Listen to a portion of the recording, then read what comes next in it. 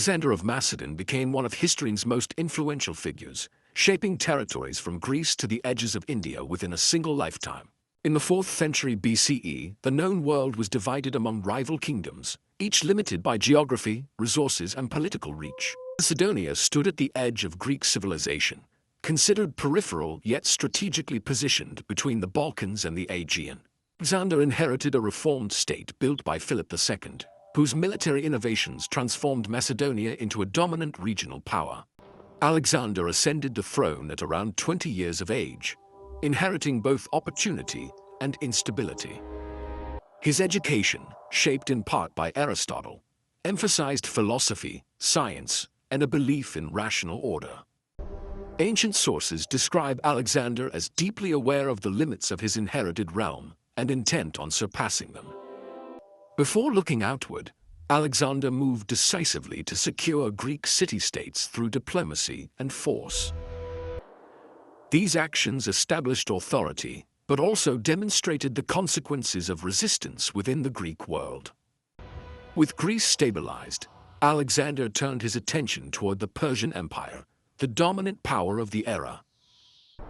Persia governed vast territories through administrative systems, rather than direct military presence.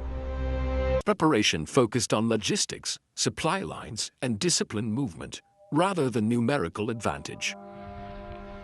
In 334 BCE, Alexander crossed into Asia, symbolically ending the boundary between Greek and Persian spheres. Ancient accounts describe symbolic gestures intended to frame the invasion as destiny rather than aggression.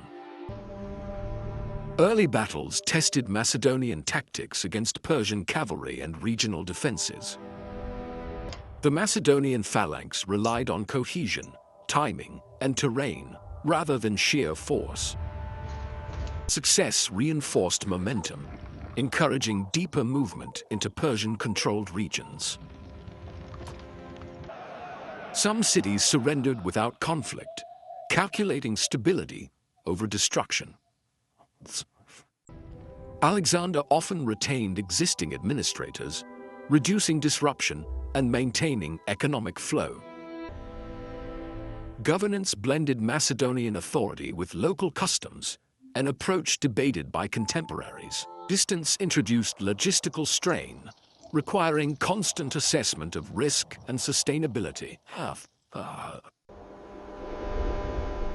Geography imposed constraints that strategy alone could not overcome. Each advance narrowed options, increasing dependence on accurate intelligence. Leadership required constant judgment under uncertainty, rather than simple aggression. By this stage, the campaign had only begun, with greater challenges still ahead. Advancing inland shifted the campaign from coastal operations to the core of Persian administration. Persian defense relied on depth and delay, rather than direct confrontation. At Issus, geography constrained Persian numbers and favored disciplined maneuver. Macedonian forces exploited narrow space to neutralize numerical disadvantage. When centralized command broke down, coordinated resistance rapidly failed. The outcome affected morale across the empire, more than territorial loss alone. Securing the eastern Mediterranean removed Persian naval advantage. Extended sieges required engineering solutions rather than battlefield tactics. Tyre's position forced Alexander to adapt strategy to geography.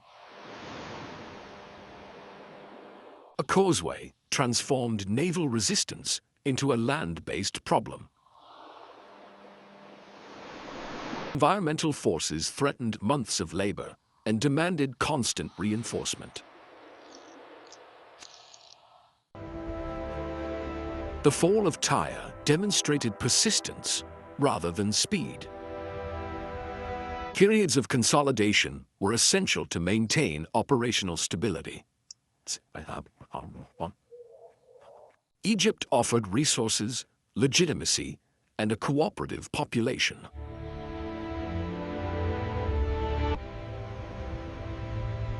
Alexandria was planned as a long-term administrative and cultural center. City planning reflected an intent to integrate rather than replace.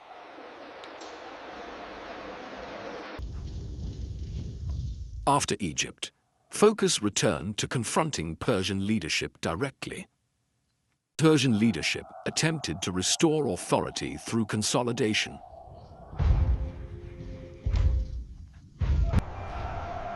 Gaugamela was selected to maximize Persian mobility and numbers. Macedonian tactics adapted to absorb and redirect pressure.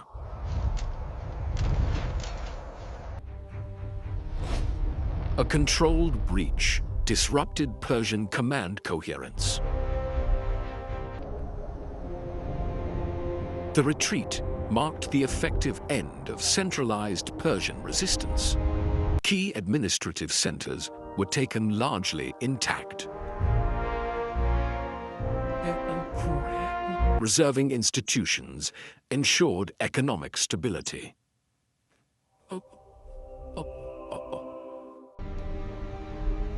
Cultural adaptation sparked debate among Macedonian elites. Differences in expectation created internal strain. Command increasingly rested on individual judgment.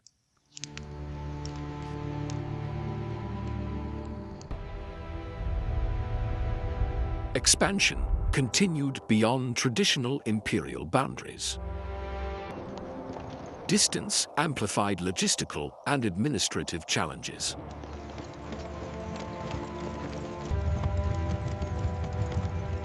The campaign now tested the limits of endurance and control. Crossing into the Indian subcontinent introduced unfamiliar terrain, climate, and political systems. Authority in the region was decentralized, with power distributed among local rulers. Seasonal rivers posed significant obstacles to coordinated military movement. Tactics were adjusted to account for elephants, climate, and unfamiliar formations. Success did not always translate into territorial absorption. Years of campaigning reduced morale and physical endurance. Leadership adjusted objectives to preserve cohesion.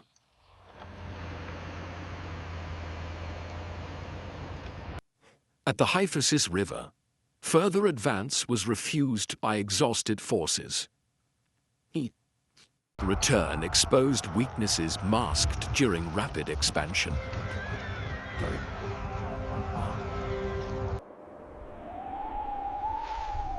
The Gedrosian Desert proved deadlier than many battles. Supply breakdowns caused severe loss of life.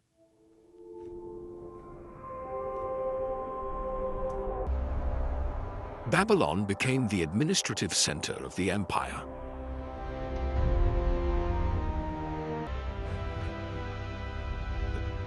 Plans focused on consolidation rather than conquest.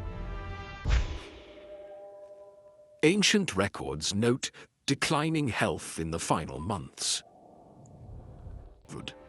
Alexander died in Babylon in 323 BCE, likely from illness.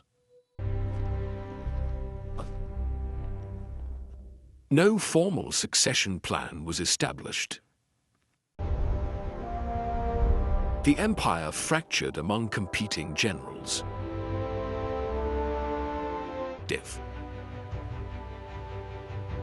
Greek language and culture spread across 3 continents. Historians assess Alexander through outcomes rather than intent. His rise reshaped history, While his limits remain a subject of study,